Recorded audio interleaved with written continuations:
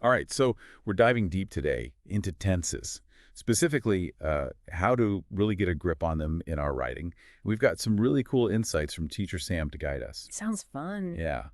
Now, he talks about two things that at first glance seem pretty different.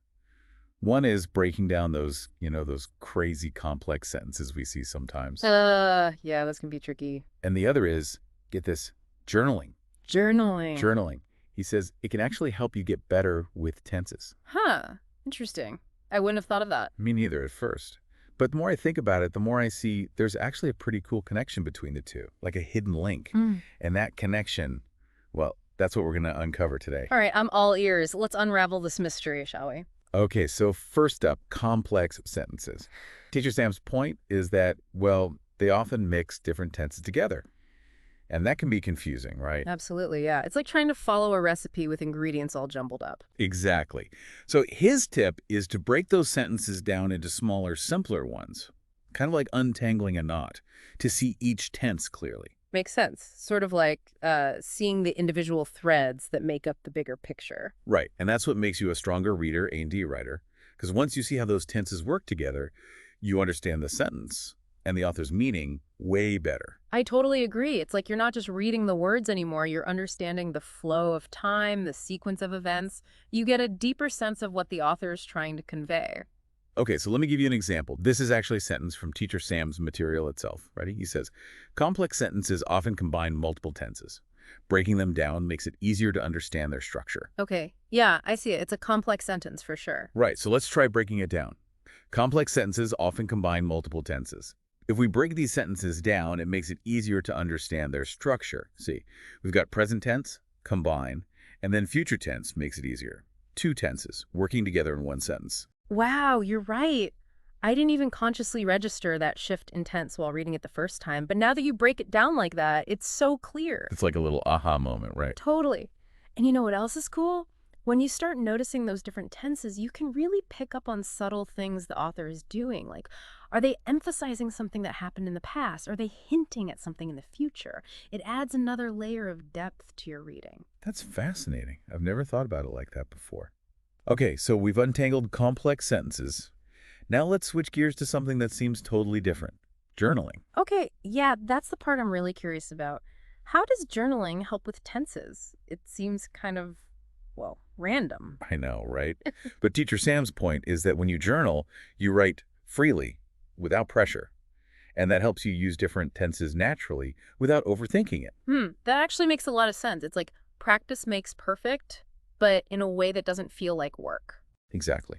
And when you do it consistently, you start to internalize those grammar rules, those tenses, without even realizing it. They just become second nature, like you said. So it's not about memorizing rules, it's about developing a feel for them. Like a musician who doesn't have to think about every note, they just play. That's a perfect analogy.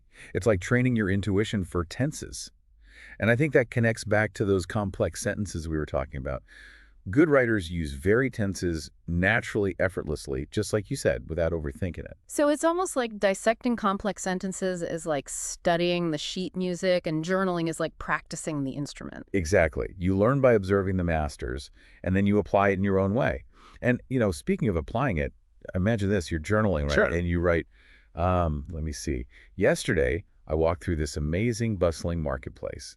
The colors were so vibrant, and all those exotic smells, it was incredible. See? Past tense, for the memory. Okay, I see where you're going with this. Then, maybe you write, right now, I'm sitting in a quiet cafe, just thinking about it all. Present tense, for the here and now. And then, looking ahead, you might write, tomorrow I think I'll explore those old ruins outside the city. Future tense, for your plans.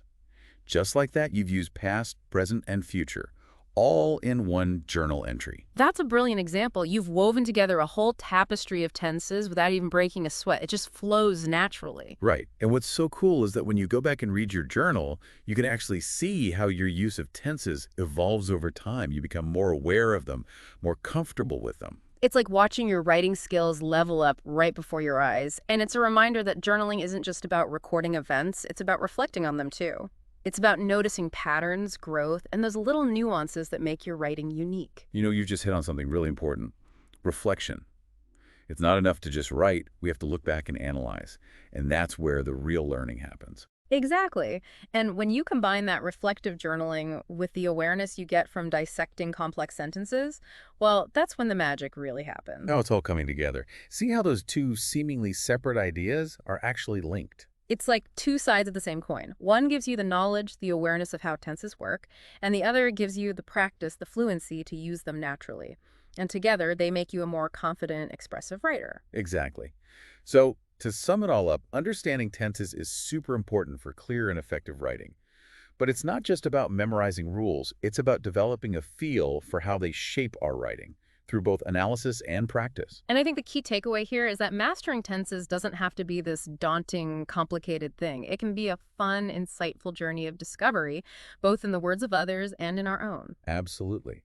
So to our listeners, I'd say, think about how you use tenses in your everyday life, even when you're just chatting with friends.